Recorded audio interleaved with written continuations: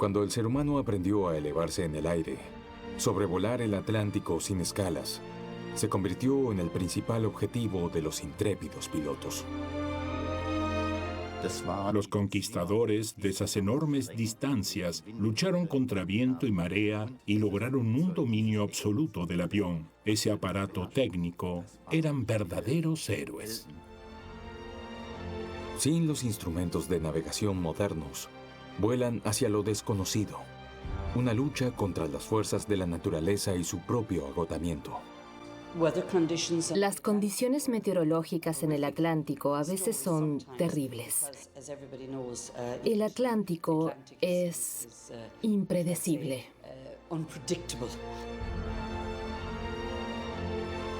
Algunos pioneros perdieron la vida intentando vencer el Atlántico en avión.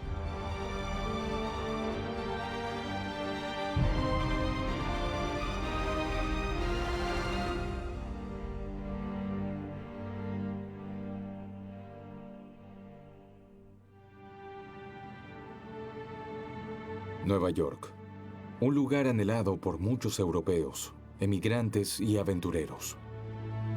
Durante siglos solo se pudo llegar al continente americano en barco. Hace 100 años comenzó la era de los vuelos transatlánticos y los viajes modernos.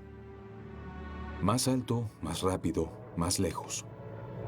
Los pioneros del aire competían por la banda azul del Atlántico. Los vuelos visuales en lentos y ruidosos aviones de hélices en Nueva York causaban sensación. Los comienzos en aviones monomotores abiertos suponían peligro de muerte.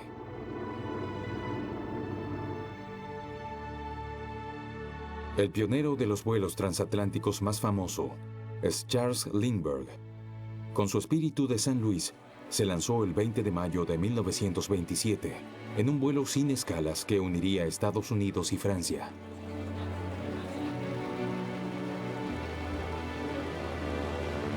«33 horas y media más tarde, despertó una admiración absoluta.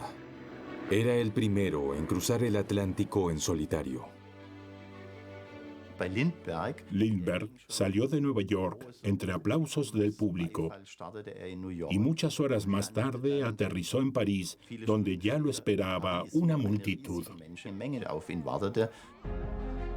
De regreso en Estados Unidos, Lindbergh es recibido como un héroe nacional. Cientos de miles de personas lo vitorean como a una estrella. El presidente Calvin Coolidge le otorga el mayor galardón para la aviación de Estados Unidos, la Cruz de Vuelo Distinguido. Las imágenes dan la vuelta al mundo. Había cámaras y los noticiarios emitieron las imágenes. A finales de los años 20, estuvieron tan presentes en los medios que se le quedaron grabadas a todo el mundo para siempre. Pero Lindbergh no era el único que conquistó el Atlántico. 8 años antes, lo habían logrado 2 británicos. Sin embargo, su hazaña cayó en el olvido.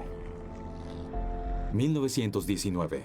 Solo ha pasado un año desde que terminó la Primera Guerra Mundial.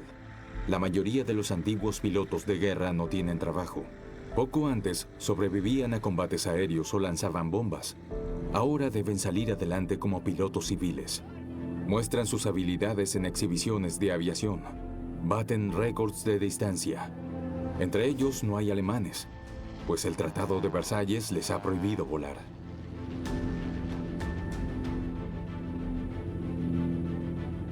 Pero todavía nadie ha conquistado el Atlántico. Una competición trata de alentar la gesta. El periódico británico Daily Mail ofrece un premio de 10.000 libras al primer piloto que cruce el Atlántico sin escalas.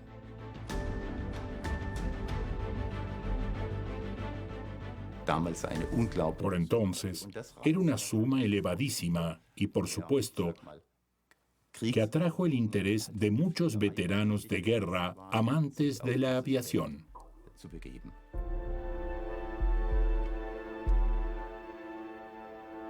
No obstante, solo algunos pilotos audaces acuden a la isla de Terranova en la primavera de 1919. Están dispuestos a intentar lo casi imposible: volar hasta Europa. Un periódico estadounidense los tacha de suicidas. Yo diría que los que dieron el primer salto sobre el Atlántico eran aventureros idealistas. Basta ver cómo eran los aviones por entonces. Son cajas de madera cubiertas de tela. Los motores resisten un promedio de 40 horas. Después hay que cambiarlos.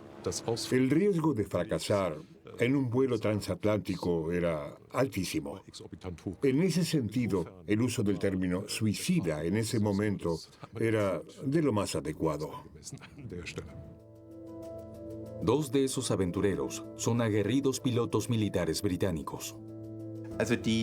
Los primeros, y en verdad, los héroes que hoy no están en el candelero, fueron Alcock y Brown, dos ingleses que consiguieron un bombardero inglés Vickers Beamy, un tanto modificado, y lo equiparon para llevar muchísimo combustible para este tramo. Ambos quieren volar por entre la lluvia y la nieve, más de 3.000 kilómetros en una cabina abierta y desprotegida. Es que antes los pilotos pensaban que había que ver lo que pasaba afuera. Un piloto experimentado debe sentir el viento, debe oler si los motores funcionan, percibe el vuelo con los sentidos. Ambos son pilotos experimentados, pero no se imaginan qué les espera allá en el océano. Nadie ha volado jamás tan lejos mar adentro. Es el 14 de junio de 1919 al mediodía. Ambos británicos deciden aprovechar que el tiempo es relativamente bueno para despegar. El avión sobrecargado con combustible gana altura con dificultad.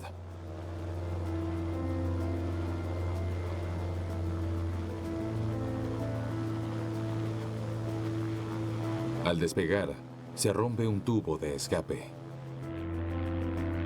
El ruido del avión obliga a los pilotos a comunicarse por escrito. Así pasan horas por encima del mar. Es una excursión magnífica. Niebla, siempre niebla. No hay barcos, ni estrellas, ni nada. ¿Quieres un sándwich? Le garabatea Brown en un papel a su copiloto.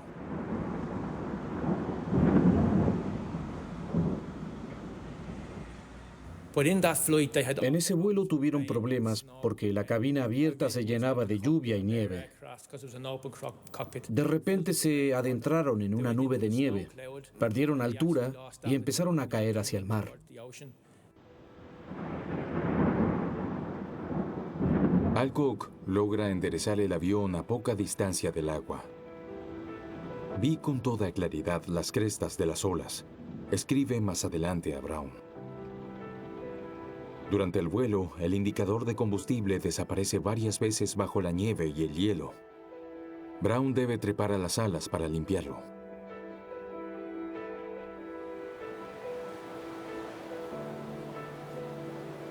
Después de 16 horas y media, por fin divisan la costa irlandesa. Vuelan tierra adentro.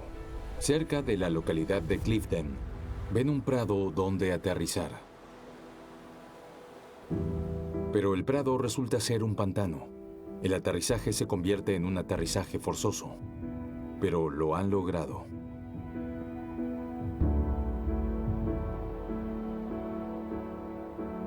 El London Times proclama triunfal: ganaron el premio del Atlántico. Victoria aérea británica. Alcock y Brown son héroes. La gente grita de júbilo en las calles de Londres. El rey Jorge V nombra a Alcock y Brown caballeros. Pero fuera de las islas británicas, su hazaña apenas llama la atención y pronto cae en el olvido. Alcock y Brown tenían el problema de las conexiones de radio y televisión, que por entonces estaban muy poco avanzadas. Si alguien en Canadá decidía volar a Europa, era un problema hasta que la noticia llegaba a Europa. Además, despegaron en un lugar relativamente desierto, la isla canadiense de St. John, y aterrizaron en Irlanda. También en un paraje muy alejado. Los que se llegaron a toda prisa desde el aeródromo más cercano les preguntaron qué hacían allí. En realidad, no tenían ni idea de que habían sido los primeros en atravesar el Atlántico Norte.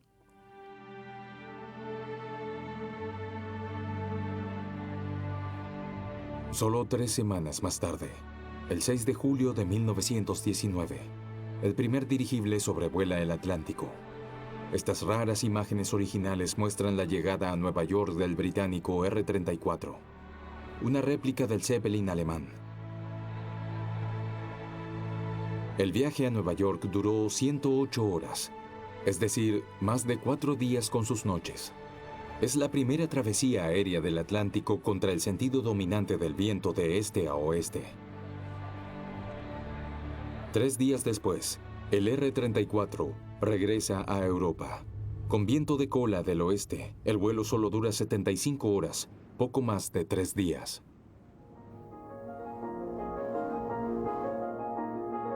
Sin embargo, los majestuosos dirigibles son demasiado lentos para la nueva era.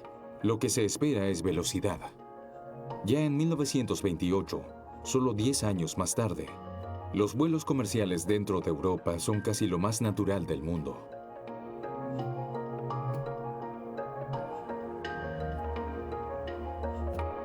La aerolínea Deutsche Lufthansa ofrece vuelos a Múnich y Königsberg, y hay conexiones regulares a Copenhague o Madrid. Se vive cada vez más rápido. Las distancias se reducen. En el barrio berlinés de Tempelhof se inaugura un aeropuerto con modernos mostradores de facturación. Pero cruzar el Atlántico de este a oeste, es decir, con el viento en contra, sigue siendo un sueño. La historia de la primera travesía aérea del Atlántico comienza en Tempelhof a fines de la década de 1920. Esa hazaña es el sueño del responsable de los vuelos nocturnos de Lufthansa en Tempelhof, Hermann Kuhl.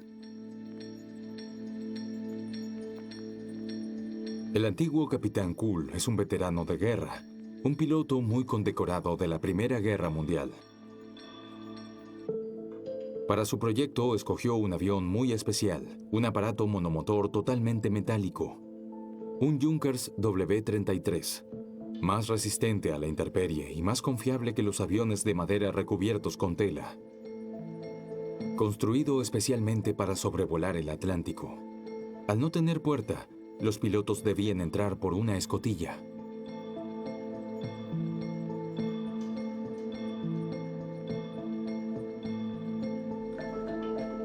En las alas hay tanques adicionales. El avión está equipado con unas bolsas de aire para mantenerlo a flote en el caso de aterrizaje forzoso en el agua. El motor tiene 50 caballos de vapor más que el avión estándar. Los tanques adicionales contienen más de 2.000 litros de combustible. No obstante, un vuelo visual controlado a mano contra las posibles tormentas sobre el Atlántico supone un riesgo imprevisible. 14 de agosto de 1927. Su primer intento de cruzar el Atlántico de este a oeste fracasa. 2 aviones tipo W-33, el Bremen y el Europa, se enfrentan al mal tiempo y deben regresar. El Europa se estrella, solo regresa el Bremen. Pero Kuhl no se rinde. Busca apoyo con su socio de Bremen, el barón Ehrenfried Günther von Hünefeld. Lo que más necesitan es dinero. Es lo que quiere conseguir von Hünefeld, jefe de prensa de la naviera Norddeutscher Lloyd. Von Hünefeld era una persona totalmente comprometida y ambiciosa.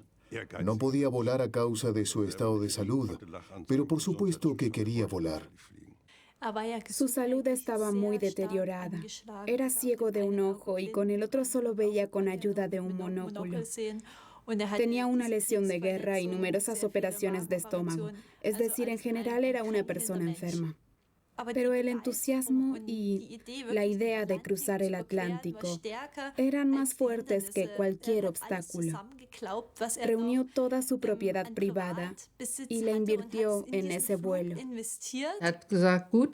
Dijo que cancelaría su seguro de vida. Entonces puso a su disposición 80.000 marcos y dijo: compraré el avión, pero quiero volar también. Kuhl y von Hunefeld le compran el Bremen a Hugo Junkers. Con ese avión quieren hacer un nuevo intento en la primavera de 1928. Sin embargo, tienen varios factores en contra. Varios pilotos perdieron ya la vida tratando de cruzar de este a oeste. Se multiplican las voces que consideran que un avión monomotor es totalmente inadecuado. Si falla el único motor, ocurre un desastre. También había quien alborota diciendo que era una locura y que era imposible cruzar el Atlántico en avión sin escalas desde Europa hacia América. Así, el proyecto era cada vez más difícil. La presión era cada vez mayor. Lufthansa amenaza a Kuhl con despedirlo si se atreve a volar. Las autoridades alemanas también quieren impedirlo. Por eso Kuhl decide huir en secreto.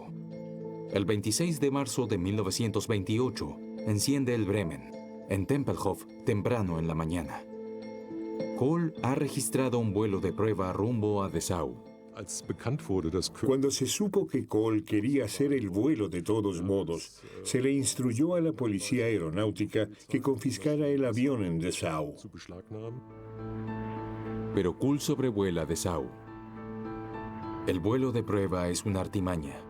Su verdadero objetivo es Irlanda, donde Kuhl y von Hunefeld pretenden hacer una escala antes de salir al Atlántico. Irlanda es el extremo más occidental de Europa. Desde allí hay unos 4.000 kilómetros por el Atlántico hasta América. Por eso la Isla Verde es la meta y origen de la mayoría de los pioneros del aire. Cerca de Dublín, la capital, está Baldonnel, base principal de las fuerzas aéreas irlandesas. En este aeródromo aterriza Kuhl en marzo de 1928 y espera que lo apoyen. Kohl y von Hunefeld usaron a Baldonnel como la primera etapa de su vuelo transatlántico. El gobierno les dio permiso para usar el aeródromo como base. El cuerpo aéreo irlandés en Baldonnel responde a otro piloto apasionado, el comandante James Fitzmaurice. Fitzmaurice también sueña con conquistar el Atlántico. Al igual que Kuhl, también se atrevió a intentarlo ya una vez. Los tres pilotos congenian de inmediato, aun cuando no hablan el mismo idioma. Fitzmaurice era el comandante de Baldonnel y aprovechó todas las posibilidades que encontró para apoyar el vuelo. Preparar la pista, conseguir combustible y comida, obtener informes meteorológicos. Les ofreció a los pilotos todos los recursos de los que disponía una base militar.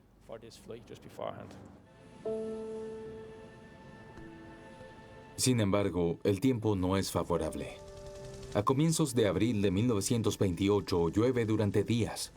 El piso del aeródromo, por entonces cubierto de césped, está totalmente reblandecido. Es imposible despegar con un avión sobrecargado de combustible. A Kuhl se le ocurre llevar a Fitzmaurice en el vuelo. El irlandés está encantado.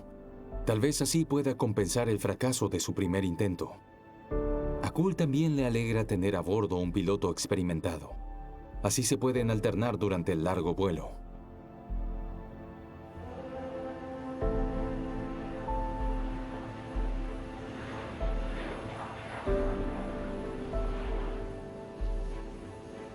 ...12 de abril de 1928... ...ha llegado el momento. A las 5:12 de la mañana encienden el motor. Los pilotos lo dejan calentar durante 15 minutos. Funciona de forma continua y regular. Kuhl describe así el despegue. Las ambulancias están preparadas. Si el despegue fracasa, nos sacarán de los escombros. A las 5:30 ordenan quitar las zapatas de freno. El avión empieza a carretear.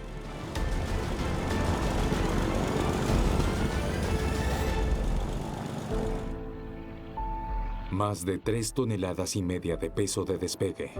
El avión acelera poco a poco.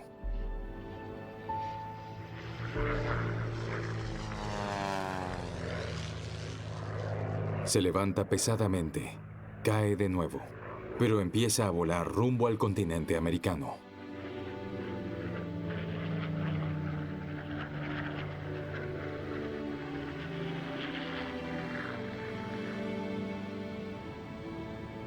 A las 7 en punto divisan el Atlántico. A lo lejos los saluda un faro. Pronto volamos por encima de masas desnudas de rocas rojizas y tuvimos el Atlántico bajo los pies. Casi parecía que sintiera respeto por el pájaro plateado que llegaba volando. Solo un suave mar de fondo y olas levemente encrespadas. Al sur, un barco de vapor, el primero y último de todo el vuelo. Pero pronto aparecen nubes oscuras en el horizonte. El tiempo empeoró. Tenían una brújula y, al acercarse a unas ráfagas fuertes, pensó que tendrían que regresar.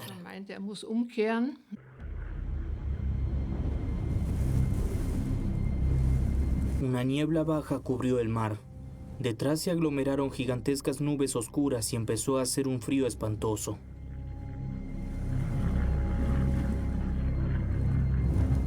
Volaban todo el tiempo con un fuerte viento en contra. Tuvieron que avanzar a través de la tormenta con un tiempo inclemente. Remontaban las nubes para guiarse por las estrellas. Después bajaban hasta el agua para ver la dirección del viento según las olas y la espuma de mar. Tenían todo en contra: el tiempo, la navegación, la comunicación. Las ráfagas se apoderan del avión y lo lanzan al seno de las olas. Las alas tiemblan. A veces parece que el avión va a reventar. En un momento, creo que después de 12 horas de vuelo, Fitzmaurice tuvo que abrir la cabina, subirse al asiento y echarse al piso para tantear. Se había acumulado líquido y no sabía si era aceite del motor o combustible. Volvió a sentarse y le escribió a Cole: "Tenemos un problema". Saben que una avería en el motor allí sería fatal. En la tormenta el avión se desvió. Cuando empieza a amanecer, están volando sobre hielo y nieve. Tierra firme. ¿Es Labrador lo que tienen abajo? ¿Cuánto tiempo más aguantará el motor? Giran hacia el sudeste. Buscan cualquier rastro de civilización. Y de pronto ven una luz. Al bajar de altura vieron que se trataba de un faro. Era la isla Greenlee.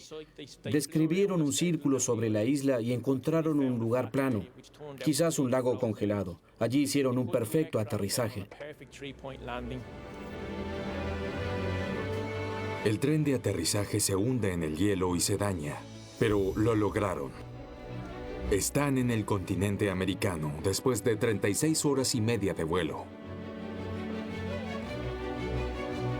Más tarde, se dan cuenta de que podrían haber llegado a Nueva York. Se dieron cuenta de que en la tormenta habían volado el doble de lo que les hubiera tomado llegar directamente a Nueva York por el recorrido en zigzag.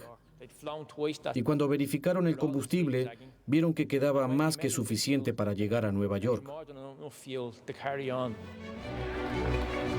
En Nueva York les espera a los 3 pilotos una bienvenida increíble. El desfile lleno de papel picado en la Quinta Avenida no tiene precedentes. En la calle los vitorean más de 2 millones de personas. Eso demuestra el entusiasmo que ese enorme logro aeronáutico despertaba, no solo entre los militares, sino también entre la población civil. En Nueva York, Herman Kuhl se encuentra con su esposa. Elizabeth Kuhl siempre apoyó a su marido, aunque temía por él. Me imagino lo que debe ser explicarle a la propia esposa: voy a volar y no sé si volveré. Pero Herman Cole estaba tan entusiasmado y tan comprometido con el vuelo que su mujer accedió. Y ella le envió un telegrama que decía: lo sabía. Los estadounidenses los llaman el Trío de Bremen. 2 alemanes y un irlandés. Recorren Estados Unidos como héroes. En Chicago y San Luis hasta los declaran ciudadanos de honor. Su hazaña pionera se convierte en un símbolo de paz y del entendimiento entre los pueblos. 10 años antes del vuelo de Bremen, Alemania aún estaba en guerra con el Reino Unido y por lo tanto con Irlanda. Estoy seguro de que Cole y Fitzmaurice Fueron conscientes de eso todo el tiempo. También por eso fue un hecho histórico.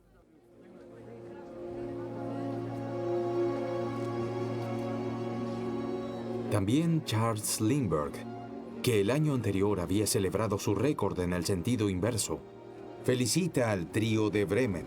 En Washington los recibe el presidente Calvin Coolidge. Les otorga a Kuhl, von Hunefeld y Fitzmaurice la Cruz de Vuelo Distinguido. Nunca antes un ciudadano no estadounidense había recibido esta distinción aeronáutica tan alta. En Bremen, la recepción es por lo menos tan entusiasta como en Estados Unidos. Hermann Kuhl escribe más tarde al respecto. La tremenda impresión de esta bienvenida nos dejó la certeza conmovedora de que nos convertimos en un instrumento para tender puentes entre naciones y continentes. Por último, a fines de junio los reciben en Berlín, el lugar donde todo comenzó. Lo que hicimos desde aquí, en absoluto silencio, acabó en una gran bienvenida, en un gran entusiasmo de las naciones del mundo. De todo corazón, les agradezco a todos la bienvenida que nos han preparado. Después de todo, para dar un pequeño salto sobre el agua, hay que arriesgarse.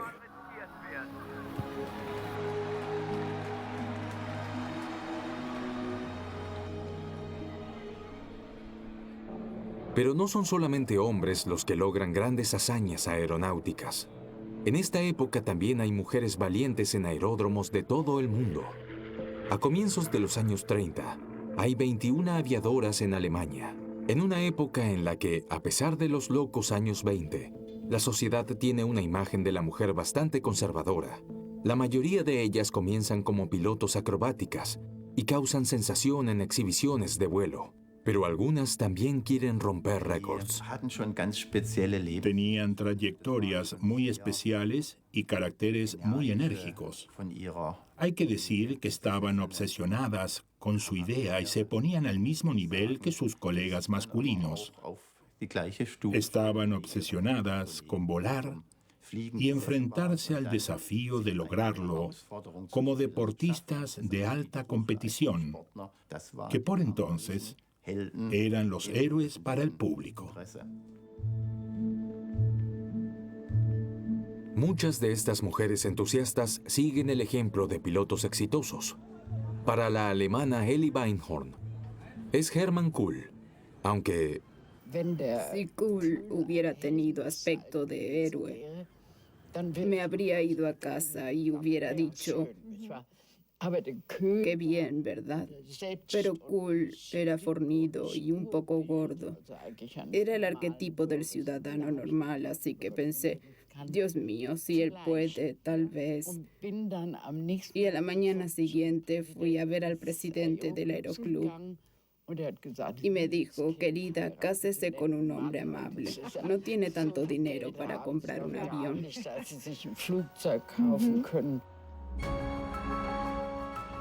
Elli Beinhorn gana fama internacional por sus vuelos de larga distancia. Fue la primera aviadora en dar la vuelta al mundo, en 1932, cubriendo una distancia de 31.000 kilómetros. Se considera una mujer segura de sí misma en un mundo de hombres. Y esta es la estadounidense Amelia Earhart. Tal vez sea la aviadora más conocida del mundo. Es la primera mujer que vuela sola y sin escalas de Estados Unidos a Europa. El 20 de mayo de 1932, debe hacer un aterrizaje forzoso en la ciudad norirlandesa de Derry, por el mal tiempo, pero también ella conquista el Atlántico. Se convierte en un ídolo de las jóvenes estadounidenses y lucha por la igualdad de derechos y el reconocimiento. Es la primera mujer galardonada con la Cruz de Vuelo Distinguido, que le entrega el presidente Hoover.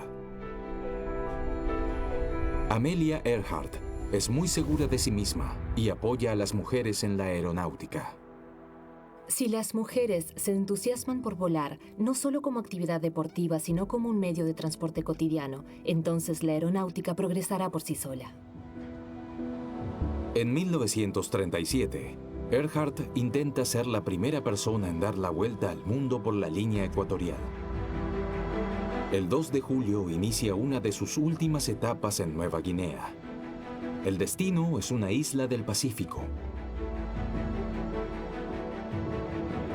Pero su avión nunca llega. Desde entonces, Amelia Earhart está desaparecida. Varias búsquedas a gran escala nunca esclarecieron su paradero hasta el día de hoy.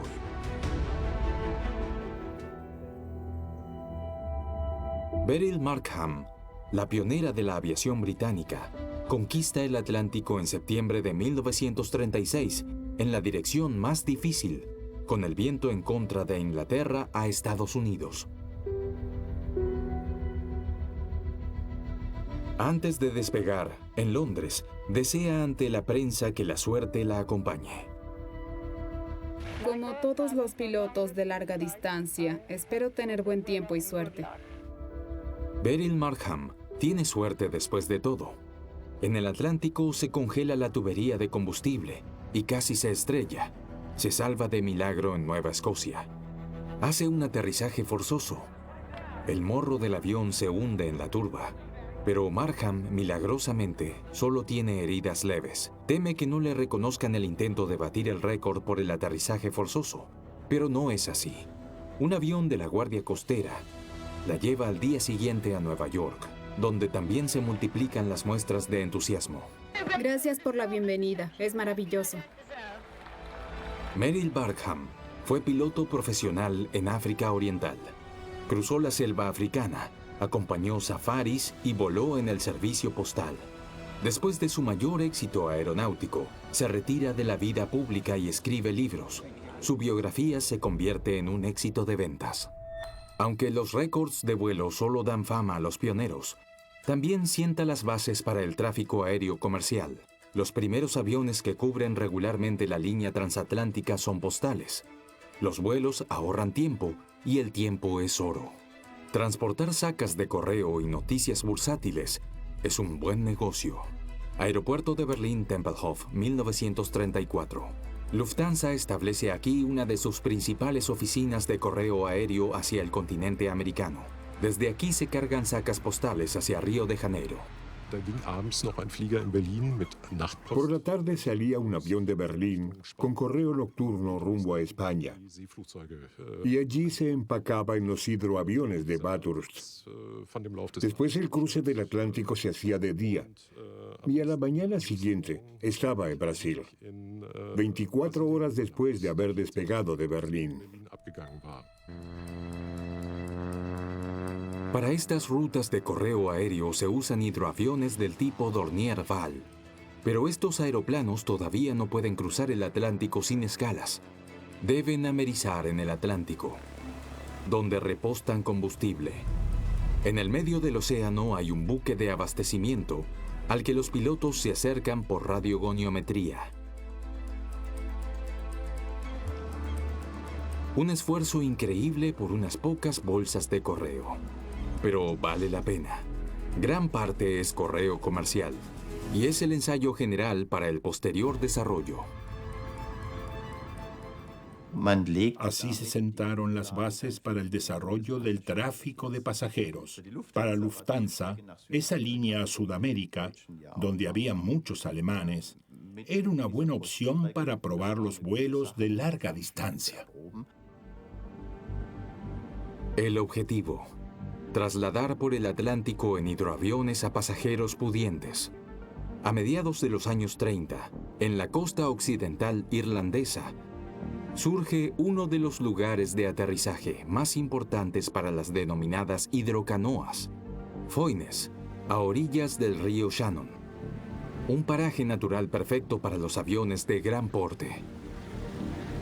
A fines de los años 30, Foynes es el primer nodo transatlántico del incipiente tráfico intercontinental de pasajeros.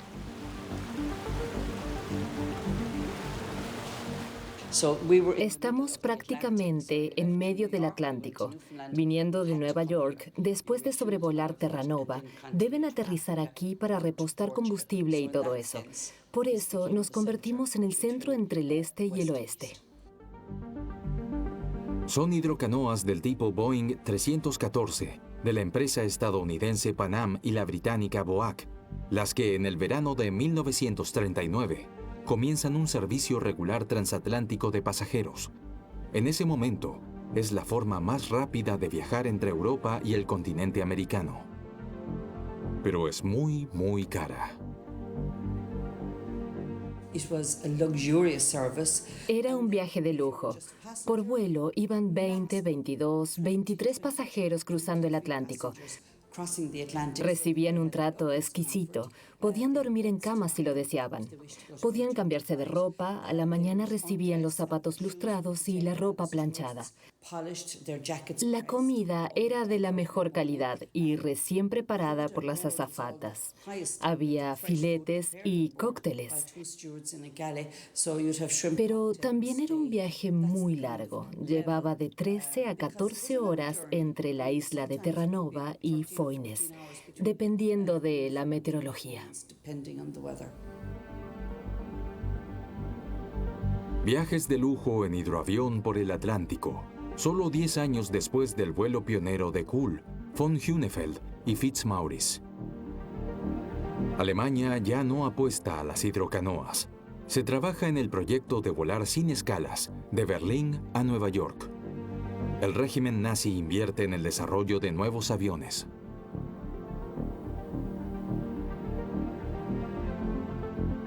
Ya era posible pensar en aviones con más capacidad de pasajeros y carga y que cubrieran de forma confiable otras rutas. Uno de los aviones que tal vez podría lograrlo es el Focke-Wulf 200, un aeroplano de hélice cuatrimotor. En el verano de 1938, el fabricante planea batir un récord. En vez de asientos para pasajeros, se colocan tanques adicionales. El 10 de agosto, el avión despega en Berlin-Staaken sin publicidad alguna. Su destino, Nueva York. El capitán Alfred Henke y su tripulación, formada por el copiloto Rudolf von Moreau, el operador de radio Walter Kover y el maquinista Paul Dieberg, quieren cubrir el trayecto sin escalas.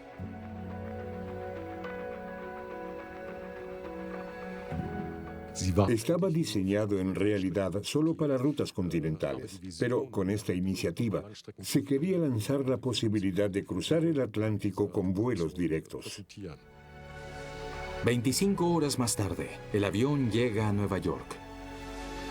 Un avión con esvástica en el aeródromo Floyd Bennett Field de la metrópoli estadounidense. El éxito propagandístico es impecable. Otra vez la gente vitorea a los pioneros alemanes del Atlántico. Con el vuelo directo entre una metrópoli europea y una estadounidense, parecen consolidarse los lazos. Nuevamente la prensa celebra a los pilotos como héroes, pero pronto la Segunda Guerra Mundial destruirá todos los planes de la aviación civil.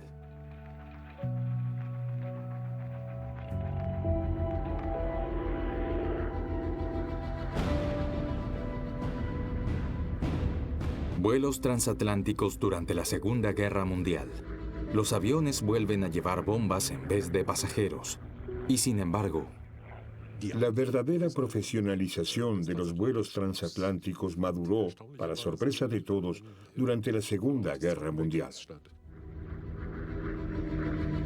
Aviones militares fabricados en Estados Unidos y Canadá cruzan el Atlántico para ser empleados en Europa. Entre 1941 y 1945, se trasladaron alrededor de 37.000 aviones de Estados Unidos a Europa, unos 20 vuelos al día.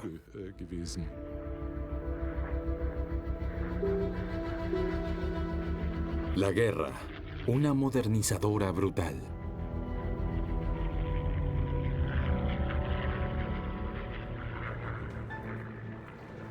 Alemania, mediados de los años 50.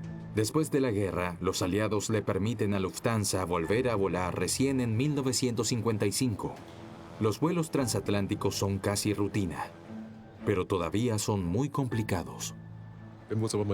Si observamos los primeros vuelos transatlánticos que hicimos desde Hamburgo, el avión despegaba a las 19 de Hamburgo-Fuhlsbüttel.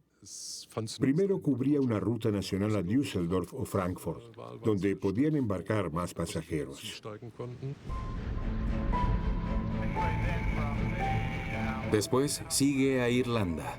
Aquí el avión debe hacer una escala, sin recargar combustible ni hacer un mantenimiento completo de los motores. Los aviones no pueden cruzar el Atlántico tampoco en esa época. Sobre las 10 de la noche, comienza la travesía del Atlántico.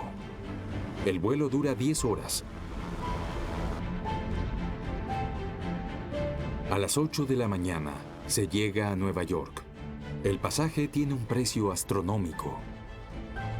El vuelo de Hamburgo a Nueva York en la clase turista costaba la friolera de 2.650 marcos. Si se piensa que un trabajador normal ganaba en esa época unos 200, 300 marcos, suponía el salario de un año entero por un vuelo así.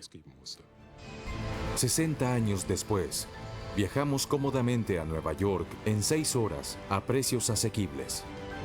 Pero volar se ha convertido en un fenómeno masivo y, por lo tanto, en un problema. Se necesitan nuevas hazañas pioneras para volar, de ser posible con una huella de carbono cero. Los pioneros de hace 100 años seguro no se lo imaginaron.